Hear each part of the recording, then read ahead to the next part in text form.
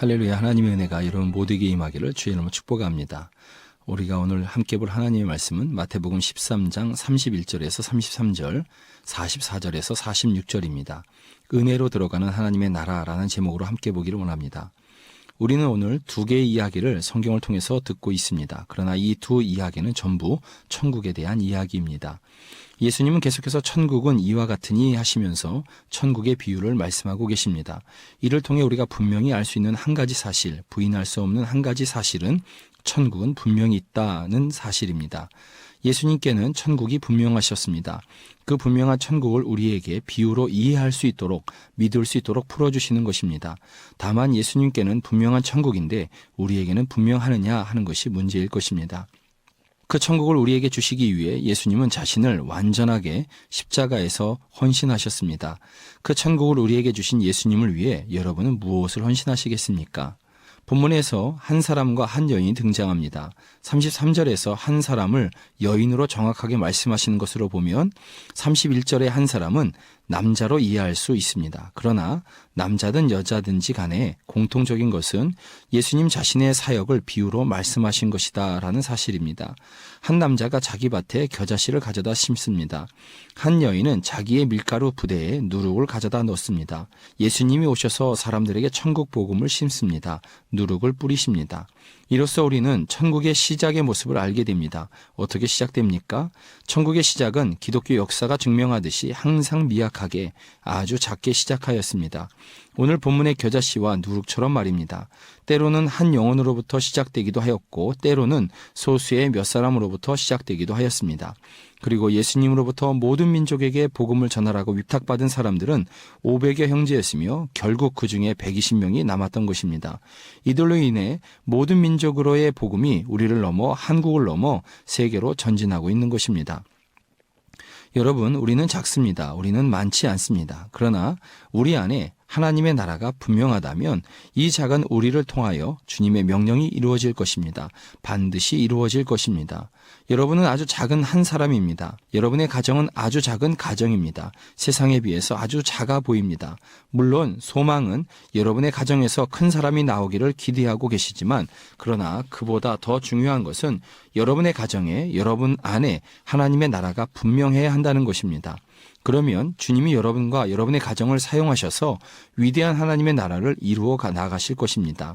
겨자씨가 자라서 나무가 되고 그 가지에 공중의 새가 깃든다는 말씀의 해석은 한 가지입니다. 이 공중의 새에 대한 해석은 오직 한 가지로 이방 민족을 일컫는 것입니다.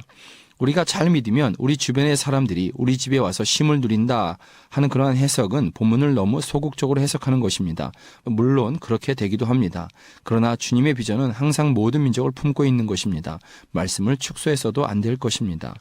31절과 33절에서 우리가 알 수 있는 또 한 가지는 천국이 우리에게 심겨지는 것임을 알게 됩니다. 우리가 어떤 공로를 쌓아서 그 대가로 얻어지는 것이 아닌 주님의 심겨주시는 은혜로 말미암아 얻어진다는 사실입니다.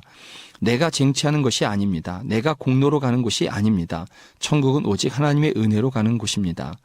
내가 무엇인가 자랑할 만한 것이 있다 하더라도 그것으로 천국에 가는 것이 아닙니다. 내가 남보다 탁월한 것 한 가지가 있다 하더라도 그것으로 가는 것이 아닙니다. 오직 은혜로만 들어갑니다.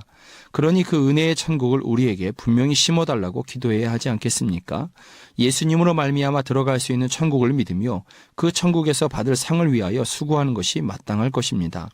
하나님의 은혜로 여러분의 심령에 천국이 심어지기를, 또 여러분의 가정에 천국이 심어지기를, 또 분명해지기를 축복합니다. 이번에는 남의 밭을 소작하고 있는 사람과 진주를 찾아다니는 진주장사의 이야기입니다. 먼저 밭에서 보화를 발견한 사람, 그는 가난한 사람입니다. 어떻게 할 수 있느냐? 밭에서 보화를 발견하였다는 것을 통해서 알게 됩니다. 자기 밭이었다면 그 밭을 사기 위해 애쓸 필요도 없습니다. 그는 가난해서 그래서 남의 밭을 소작하고 있는 것입니다. 그런데 그가 땅에 감추인 보화를 발견합니다. 그는 어떤 행동을 취합니까? 44절에 보면 그는 달려가 자신의 얼마 되지 않는 전 재산을 다 팔아 그 밭을 삽니다. 그는 행복합니다. 그는 기쁩니다. 왜? 밭이 전부가 아니기 때문입니다. 그곳에는 아무도 모르는 보화가 있었기 때문입니다.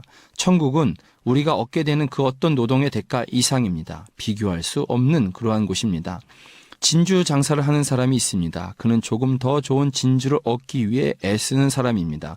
고가의 진주를 그렇게 구하기 위해서 다니는 사람입니다. 그는 장사꾼이고 고가의 진주를 취급하는 사람으로 그는 부자입니다. 그런 그에게 극히 값진 진주 하나를 발견합니다. 그는 어떤 행동을 취합니까? 46절에 보니 그는 자기의 많은 재물을 다 팔아 그 진주 하나를 삽니다. 극히 값진 진주는 단수입니다. 오직 하나의 진주, 온 세상에 딱 하나 있는 진주입니다. 그래서 그는 기쁩니다. 비록 많은 재산을 다 팔아서 샀지만 온 세계에 하나 있는 극히 값진 진주이기에 그는 기쁘고 행복한 것입니다. 천국은 여러 개가 아닙니다. 그래서 얻어도 되고 못 얻어도 되는 그런 곳이 아닙니다. 천국은 오직 하나입니다. 그리고 오직 한 분 예수 그리스도를 통해서 우리는 그곳에 갈 수 있습니다. 그래서 천국이 분명한 사람은 행복한 것입니다. 유일한 천국을 얻었음을 믿는 사람들은 기쁜 것입니다. 세상에 좋아 보이는 것들이 많이 있습니다. 그러나 천국은 그 모든 것보다 극히 좋은 하나입니다. 비교할 수 없는 하나입니다. 그러므로 그 하나를 얻기 위해서는 세상에서 좋아 보이는 여러 가지 전부를 포기해야 하는 것입니다. 가난한 사람도 부자도 전부를 팔아야 하는 것입니다. 천국은 가난한 사람을 기준으로 적당히 주고 살 수 있는 곳이 아닙니다. 또 천국은 부자를 기준으로 가난한 사람들은 포기하고 마는 곳이 아닙니다. 내 전부를 드릴 수 있다면 그에겐 천국이 열린 것입니다. 가난하고 부자인 것이 기준이 아니라 오직 전부를 드리는 것이 기준인 것입니다. 예수님을 믿는다 하는 것은 그렇게 믿는 것입니다. 예수님이 여러분에게 자신의 전부를 주셨듯이 우리도 또한 전부를 가지고 예수님께 나아가는 것입니다. 그러나 오늘 본문에서처럼 진정한 기쁨과 행복이 그 가운데 있습니다. 영원한 천국이 있는 것입니다. 그러므로 아깝지 않습니다. 오직 기쁨뿐이고 행복뿐입니다. 다시 한번 축복합니다. 여러분에게 주님의 나라 천국이 분명해지기를 축복합니다. 고맙습니다. 은혜 아니면 살아갈 수가 없네. 저도 다 주의 것이니 세상 평안과 위로 내게 없어도 예수 오직 예수뿐이네. 은혜 아니면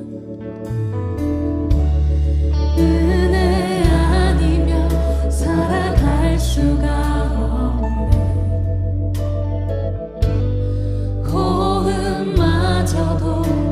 다 주의 것이니 세상 평안과 위로 내게 없어도 예수 오직 예수뿐이네. 크신 계획 나올 수도 없고 작은 고난에 지쳐도 주께 묻기 나의 모든 삶